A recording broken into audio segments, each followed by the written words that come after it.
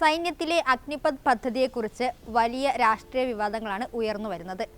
അഗ്നിവീറുകളെ കേന്ദ്ര സർക്കാർ ഉപയോഗിച്ച് വലിച്ചെറിയുകയാണെന്നും കൊല്ലപ്പെട്ട സൈനികന് നഷ്ടപരിഹാരം നൽകിയില്ലെന്നും പ്രതിപക്ഷ നേതാവ് രാഹുൽ ഗാന്ധി ലോക്സഭയിൽ ആരോപിച്ചിരുന്നു. ഇതിനെതിരെ പ്രതിരോധ മന്ത്രി രാജ്നാഥ് സിംഗ് തന്നെ രംഗത്ത് വരികയുണ്ടായി. രാഹുൽ കള്ളം പറയുകയാണെന്നും സൈനികരുടെ കുടുംബങ്ങൾക്ക് 1 കോടി രൂപ നഷ്ടപരിഹാരം നൽകിയിട്ടുണ്ടെന്നുമായിരുന്നു രാജ്നാഥ് സിംഗിന്റെ വാദം. എന്നാൽ രാഹുൽ ഗാന്ധിയുടെ വിമർശനങ്ങൾ ശരിവെച്ച് കൊല്ലപ്പെട്ട സൈനികന്റെ കുടുംബം രംഗത്തെത്തിയതോടെ സർക്കാർ പ്രതിരോധത്തിലായി.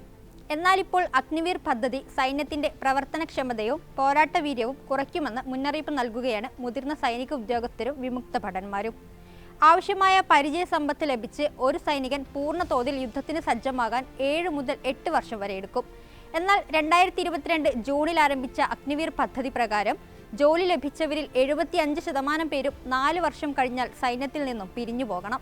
ഇത്തരത്തിൽ പിരിഞ്ഞു പോകുന്നവർ എന്തിനാണ് ആധുനിക ആയുധ സംവിധാനങ്ങളെക്കുറിച്ച് പഠിക്കാൻ സമയവും പണവും കളയുന്നതെന്നാണ് മുതിർന്ന ഉദ്യോഗസ്ഥർ ചോദിക്കുന്നത്.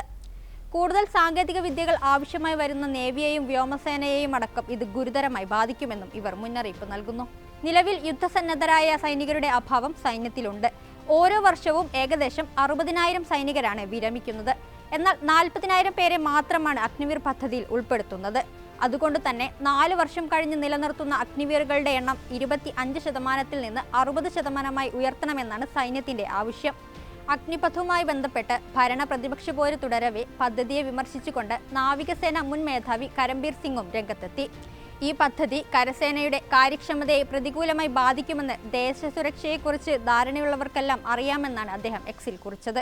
സാധാരണ സൈനികർക്ക് 11 മാസത്തെ പരിശീലനമാണ് നൽകിയിരുന്നത്. എന്നാൽ അഗ്നിവീറുകൾക്ക് 6 മാസത്തെ അടിസ്ഥാന പരിശീലനം മാത്രമാണ് ലഭിക്കുന്നത്.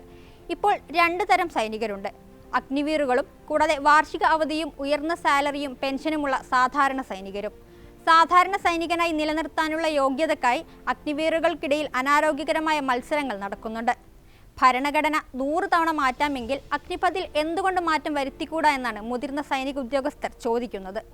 അതേസമയം ജമ്മു കശ്മീരിൽ കുഴിബോംബ് പൊട്ടിത്തെറിച്ച് കൊല്ലപ്പെട്ട അഗ്നിവീർ അജയ് കുമാറിന്റെ കുടുംബത്തിന് കേന്ദ്ര സർക്കാരിൽ നിന്ന് നഷ്ടപരിഹാര തുക ലഭിച്ചിട്ടില്ലെന്ന് ആവർത്തിച്ച് രാഹുൽ ഗാന്ധി വീണ്ടും രംഗത്ത് വന്നിരുന്നു. ലഭിച്ചുവെന്ന് പറയുന്നത് ഇൻഷുറൻസ് തുകയാണ്. നഷ്ടപരിഹാര തുക ലഭിച്ചിട്ടില്ലെന്നും അദ്ദേഹം എക്സിൽ പോസ്റ്റ് ചെയ്ത വീഡിയോയിൽ പറയുന്നു. നഷ്ടപരിഹാര തുകയും ഇൻഷുറൻസ് കമ്പനി നൽകുന്ന തുകയും രണ്ടും രണ്ടാണ്.